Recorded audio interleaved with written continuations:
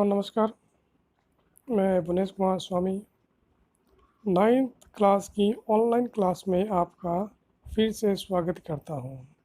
जैसा कि पिछले वीडियोस के अंदर हमने पहला चैप्टर कंप्लीट किया था, उसके कुछ क्वेश्चन आंसर्स किए थे। तो इसी वीडियो के अंदर हम इस पार्ट के बीच में आए हुए क्वेश्चंस और पीछे पाठ्य पुस्तक के प्रश्नों को हल करते हैं।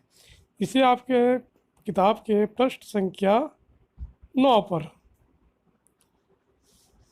जो क्वेश्चन आंसर आए हैं वो इस प्रकार है कि पहला क्वेश्चन आपके आ रहा है कि निम्नलिखित तापमान को सेल्सियस में बदलें। तो दो दिए आपको, एक तो 300 केल्विन दिया और एक 573 केल्विन। क्या का मतलब होता है केल्विन। तो जैसा कि हम जानते हैं कि किसी भी मान को सेल्सियस में बदलने के लिए, केल्विन से सेल्सियस में बदलने के लिए जो मान दिया हुआ होता है उस मान में से 273 को घटा दिया जाता है। तो इसमें आपको मैं डायरेक्ट ही बता देता हूँ कि 300 में से जब 273 घटाया जाता है तो मान आता है 27। तो पहले जो 300 केल्विन दिया हुआ है इसका सेल्सियस मान कितना होगा, 27 डिग्री सेल्सियस। दूसरा 573 दिया हुआ है तो 573 माइनस 273 तो मान कितना आएगा, 300 डिग्री सेल्सियस। ये पहला क्वेश्चन हल हो जाता है। इसी प्रकार जो आपका सेकंड क्वेश्चन आ रहा है वो आ रहा है कि निम्नलिखित तापमान पर जल की भौतिक अवस्था क्या होगी। एक तो दे रखा है 250 डिग्री सेंटीग्रेड तापमान और 100 डिग्री सेंटीग्रेड तापमान। तो पहले को हल करते हैं। हमें ज्ञात है कि जल का क्वथनांक कितना होता है, 100 डिग्री, यानी 100 डिग्री सेल्सियस पर द्रव उबलना शुरू हो जाता है और 250 डिग्री सेल्सियस जो कि क्वथनांक से काफ़ी उच्च ताप है, 100 डिग्री पर तो द्रव से वाष्प अवस्था माना शुरू हो जाता है। तो ये तो 250 डिग्री यानी 100 से ज़्यादा है। तो इस अवस्था के अंदर इसकी अवस्था कौन सी होगी, गैसीय अवस्था, यानी भाप में बदल जाएगा। और 100 डिग्री की बात करते हैं तो 100 डिग्री द्रव और गैसीय अवस्था दोनों है, क्योंकि पानी पूर्ण रूप से गैस में नहीं बदला और पूर्ण रूप से ये द्रव भी नहीं है। तो ये दोनों द्रवीय और गैसीय दोनों अवस्थाएं होती है 100 डिग्री पर। तो 100 डिग्री पर जल उबर कर भाप में बदलने लगता है, न कि पूर्ण रूप से वाष्प में बदल जाता है। तीसरा क्वेश्चन आपके सामने आता है, किसी भी पदार्थ की अवस्था परिवर्तन के दौरान तापमान स्थिर क्यों रहता है। इसका आंसर है क्या होगा, किसी भी पदार्थ की अवस्था परिवर्तन के दौरान तापमान इसलिए स्थिर रहता है क्योंकि दी जाने वाली ऊष्मा उसकी कणों के बीच आकर्षण बल को तोड़ने में प्रयुक्त हो जाती है। जितनी ऊर्जा दी जाती है ये कणों के बीच के आकर्षण बल को तोड़ने में लग जाती है। अतः इस प्रकार अवस्था परिवर्तन के दौरान दी गई ऊष्मा को गुप्त ऊष्मा कहते हैं, जिसके बारे में हम चैप्टर के अंदर अध्ययन किया था अपन ने। चौथा क्वेश्चन आपके सामने आ रहा है कि वायुमंडलीय गैसों को द्रव में परिवर्तित करने के लिए कोई विधि बतानी है। तो इसका उत्तर क्या होगा कि दाब को बढ़ाकर और तापमान को घटाकर वायुमंडलीय गैसों को द्रव में परिवर्तित किया जाता है। संपीड़न के बारे में हमने पढ़ा था ये उसके बारे में बात कर रहा है। विधि क्या है, एक छोटा सा कि सिलेंडर के अंदर वायुमंडलीय गैस भरकर इसमें लगे पिस्टन आपके सामने ये रहा, देखो चित्र के अंदर से संपीड़ित करने पर, यानी इसको दबाने पर तथा तापमान को कम करने पर पदार्थ के कण समीप आ जाते हैं और द्रव अवस्था में बदल जाता है। इसका अपन एक एग्जाम्पल भी लिया था जो घर के अंदर LPG सिलेंडर आता है उसके अंदर। तो ये तीनों चित्र भी इसके अंदर बनाने हैं आपको। फिर प्रश्न संख्या 11 पर जो आपके क्वेश्चन दिए हुए हैं इनका आंसर इस प्रकार है, गर्म शुष्क दिन में कूलर अधिक ठंडा क्यों करता है। अभी कूलर गर्मी का टाइम में कूलर चलता है, तो इस दिनों में कूलर अधिक ठंडा क्यों करता है। इसके बारे में देखते हैं कि गर्म शुष्क दिन में वायु में नमी कम होती है, क्योंकि जो वायु के अंदर नमी होती है गर्मी तेज़ पड़ने से ये नमी खत्म हो जाती है, तो हवा क्या हो जाती है, शुष्क हो जाती है। और तापमान अधिक होता है, इसके कारण वाष्पीकरण की दर बढ़ जाती है, क्योंकि तापमान बढ़ने और आर्द्रता घटने पर वाष्पीकरण की दर में वृद्धि हो जाती है। ये हमने पहले पढ़ा था। और हम जानते हैं कि वाष्पीकरण से शीतलता उत्पन्न होती है। ये अपन घर में देखते भी हैं कि गर्मी के टाइम में जो मटकी के अंदर पानी रहता है वो जल्दी ठंडा होता है, ज़्यादा ठंडा होता है। वो क्रिया इसी कारण होता है कि जितनी ज़्यादा गर्मी पड़ेगी उतनी ज़्यादा वाष्पीकरण की दर बढ़ेगी और जितना वाष्पीकरण होगा शीतलता बढ़ती है। अतः कूलर के अंदर से ठंडी हवा कमरे में फैलकर ठंडक प्रदान करती है। अगला क्वेश्चन है कि गर्मी में घड़े का जल ठंडा क्यों होता है। जस्ट अपन ने अभी बात की थी कि घड़े में बहुत अधिक संख्या में छिद्र होते हैं, जिनसे पानी बाहर रिसता है। अपन मारवाड़ी में कहते भी कि जिस मटके के अंदर पानी जितना ज़्यादा रिसता है उस मटके के अंदर पानी उतना ही ज़्यादा ठंडा होता है। अगर किसी मटकी में से पानी नहीं रिसता तो उसके अंदर पानी ठंडा नहीं हो पाता। कारण यही है, इसका वाष्पीकरण हो जाता है कि जो पानी जितना ज़्यादा रिसेगा वाष्पीकरण की दर बढ़ जाती है। इसी तरह मटके के ऊपर पानी बाहर आता रहता है और वाष्पीकरण से कम हुई ऊर्जा को पुनः मटके और शेष बचे जल से वाष्पीकरण की गुप्त ऊष्मा के रूप में ले लेता है। यह क्रिया चलती रहती है चूँकि घड़े और जल से ऊष्मा अवशोषित होती है और वाष्पीकरण होता है। इसीलिए मटके का जो जल है वो ठंडा हो जाता है। अगला क्वेश्चन आपके सामने है, ये एसीटोन पेट्रोल या इत्र डालने पर हमारी हथेली ठंडी क्यों हो जाती है? इसके बारे में मैंने आपको बताया भी था। एसीटोन पेट्रोल या इत्र डालने पर हमारी हथेली इसलिए ठंडी हो जाती है क्योंकि इसके कण हथेली या उसके आसपास से ऊर्जा को प्राप्त कर लेते हैं। ये जो टॉपिक आया था वाष्पीकरण का, मैंने आपको इसके बारे में समझाया भी था। जब पेट्रोल हमारे हाथ पर गिर जाता है या एसीटोन या जिसको अपन थिनर कहते हैं, जब उसकी बूंद हमारे हाथ पे गिरती है ठंडापन महसूस होता है। ये अपन जो मिंट गोलियाँ खाते हैं, पिपरमिंट की गोलियाँ खाते हैं तो मुंह ठंडा हो जाता है, वो कारण यही है। और वाष्पीकरण हो जाते हैं जिससे हथेली पर शीतलता महसूस होती है और वाष्पीकरण के कारण शीतलता होती है। तो यही कारण है जिसके कारण से जो पानी है वो ठंडा भी हो जाता है और पेट्रोल या एसीटोन जब हमारी उंगली पर गिरती है तो हथेली में ठंडापन महसूस होता है। अगला क्वेश्चन आपके सामने है कि कप की अपेक्षा प्लेट से हम गर्म दूध या चाय जल्दी क्यों पी लेते हैं? ऐसा इसलिए होता है क्योंकि प्लेट की सतह का क्षेत्रफल कप की सतह के क्षेत्रफल से अधिक होता है। कि कप का जो सतही क्षेत्रफल है वो कम होता है और प्लेट का सतही क्षेत्रफल ज़्यादा होता है। तो अपन ने पढ़ा था कि जिस पात्र का सतही क्षेत्रफल ज़्यादा होता है उसके अंदर वाष्पीकरण जल्दी होता है। तो जितना अधिक सतही क्षेत्रफल होगा वाष्पीकरण उतनी जल्दी होता है जिससे दूध या चाय जल्दी ठंडी हो जाती है। तो प्लेट का क्षेत्रफल ज़्यादा होता है उसके अंदर वाष्पीकरण जल्दी हो जाता है, ज़्यादा होगा तो वो जल्दी ठंडे हो जाता है। इस तरह हम प्लेट से दूध या चाय जल्दी पी लेते हैं। पांचवा क्वेश्चन आपके सामने है कि गर्मी में हमें किस तरह के कपड़े पहनने चाहिए? ये आपको बार बार बताया जाता है कि गर्मी में हमें हल्के रंग और सूती कपड़े पहनने चाहिए। हल्के रंग या वाले कपड़े ऊष्मा अवशोषित नहीं करते हैं तथा सूती कपड़ों में छिद्र होते हैं जिसमें पसीना अवशोषित हो जाता है और वाष्पीकरण तेजी से हो जाता है। इस क्रिया में हमारी त्वचा से वाष्पीकरण की गुप्त ऊष्मा ली जाती है। इस तरह त्वचा से ऊष्मा निकलने के कारण ठंडक एवं आरामदायक महसूस होता है। तो ये आपकी दो बीच में क्वेश्चन आए हुए थे वो मैंने आपको बता दिया है। अगले जो पाठ्य पुस्तक के पीछे वाले क्वेश्चन है वो हम एक छोटे से ब्रेक के बाद में देखते हैं।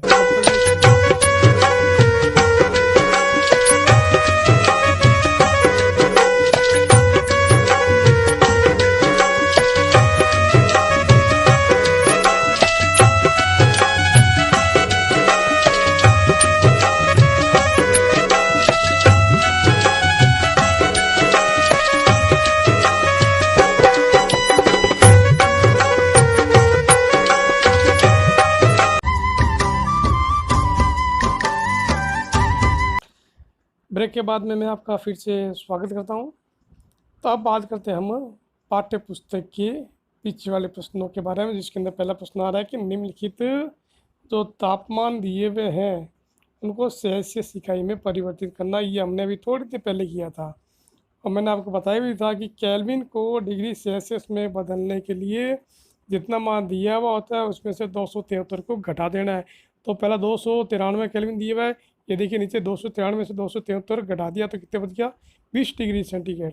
और 470 केल्विन दिया हुआ है तो 470 में से आप 273 घटा दो तो पीछे कितना बचता है 197 डिग्री सेल्सियस तापमान। अगला क्वेश्चन आपके सामने है वो है कि निम्नलिखित तापमानों को केल्विन इकाई में परिवर्तित करना। आप पहले क्वेश्चन का उल्टा कर दो, पहले अपन ने 273 घटाया था, अब इसके अंदर 273 को जोड़ना है। यानी जब डिग्री सेल्सियस से केल्विन में बदलना होता है तो 273 जोड़ा जाता है।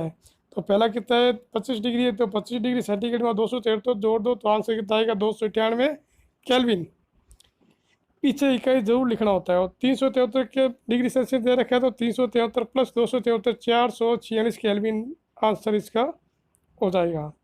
फिर अगला क्वेश्चन चलते हैं, हम तीसरे क्वेश्चन के बारे में बात करते हैं कि निम्नलिखित अवलोकनों हेतु कारण लिखिए कि नेपथलीन को रखा रहने देने पर वह समय के साथ कुछ भी ठोस पदार्थ छोड़े बिना अदृश्य हो जाता है। नेपथलीन हो चाहे कपूर की गोली, अगर हम खुली छोड़ देते हैं, हम देखते हैं थोड़ी देर बाद में वो गायब हो जाती है, कोई अवशेष नहीं बचता।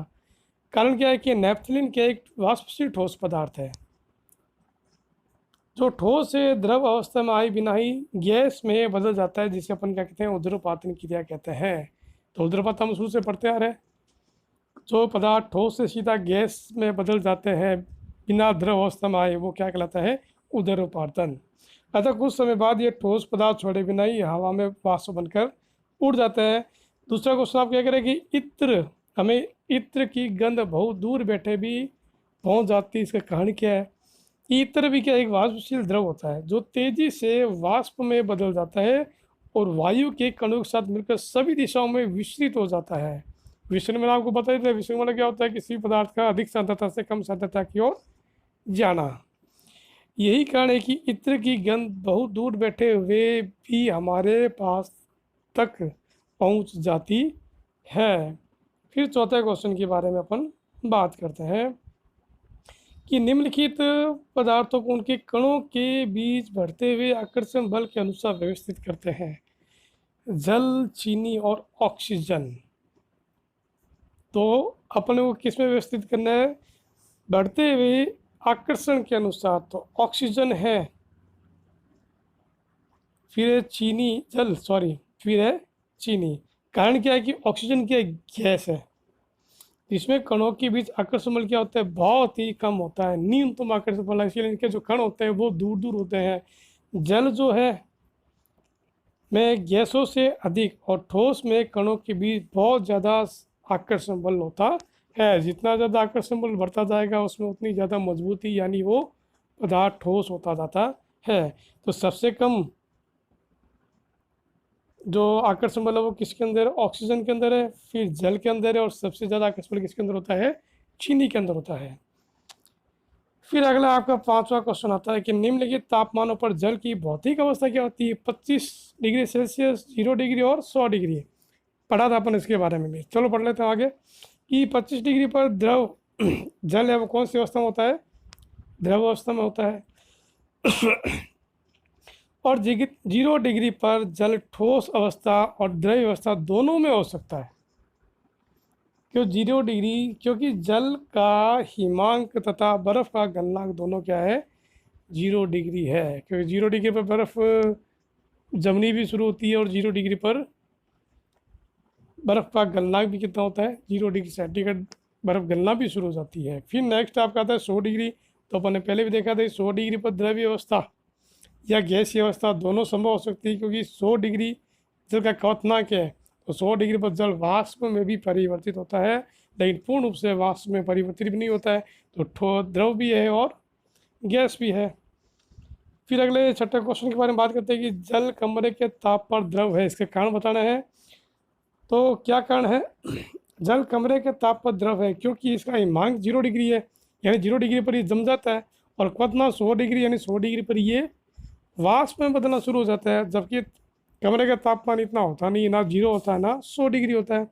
साथ ही इसका निश्चित आयतन होता है परंतु निश्चित आकार नहीं होता, इसलिए जल को जिस बर्तन में रखा जाता है ये उसी का आकार ले लेता है। दूसरा आपका लोहे की अलमारी कमरे के ताप पर ठोस होती है।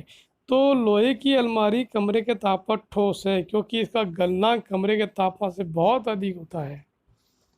कि लोहे का जो गलनांक है, जो लोहे को गलना के लिए टेम्परेचर चाहिए बहुत ज़्यादा हाई होता है, तो कमरे का टेम्परेचर इतना नहीं हो पाता है कि वो इस लोहे की अलमारी को गला सके। तो इसका गलनांक कमरे के ताप से बहुत अधिक होता है और इसका एक निश्चित आकार और आयतन होता है तथा यह दृढ़ होता है और बहता भी नहीं है। इसीलिए कमरे के तापमान पर लोहे की जो अलमारी है वो ठोस रहती है। फिर अगला आपका 7वां क्वेश्चन आता है कि 273 केल्विन पर बर्फ़ को ठंडा करने पर और जल को इसी तापमान पर ठंडा करने पर शीतलता का प्रभाव अधिक क्यों होता है?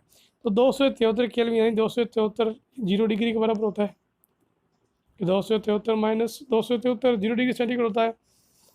पर बर्फ किसी पदार्थ या माध्यम से गुरुत ऊष्मा लेती है जो पहले इसकी अवस्था में परिवर्तित लाता है, फिर इसके ताप में वृद्धि करता है, परंतु इसी ताप पर जल केवल ताप में वृद्धि के लिए ही ऊष्मा प्राप्त करता है। बर्फ के गलन या संगलन की गुप्त ऊष्मा 3.34 इंटू 10⁵ जूल ये घात माना जाएगा। ध्यान रखना, ये जूल होता है, अर्थात प्रति इकाई किलोग्राम जल को द्रव में बदलने के लिए पदार्थ से 3.34 इंटू 10⁵5 जूल ऊष्मा की आवश्यकता पड़ती है। इसलिए बर्फ अधिक शीतलता प्रदान करती है क्योंकि जल किसी प्रकार की गुप्त ऊष्मा नहीं लेता है। 9वां क्वेश्चन है कि उबलते हुए जल तथा भाप में से जलने की तीव्रता किस में अधिक महसूस होती है? भाप में जलने की तीव्रता अधिक होती है क्योंकि 373 केल्विन यानी 100 डिग्री सेंटीग्रेड तापमान पर भाप अर्थात वाष्प के कणों में उसी तापमान पर पानी के कणों की अपेक्षा अधिक ऊर्जा होती है, क्योंकि भाप के कणों ने वाष्पीकरण की गुप्त ऊष्मा के रूप में अतिरिक्त ऊष्मा भी अवशोषित कर ली है।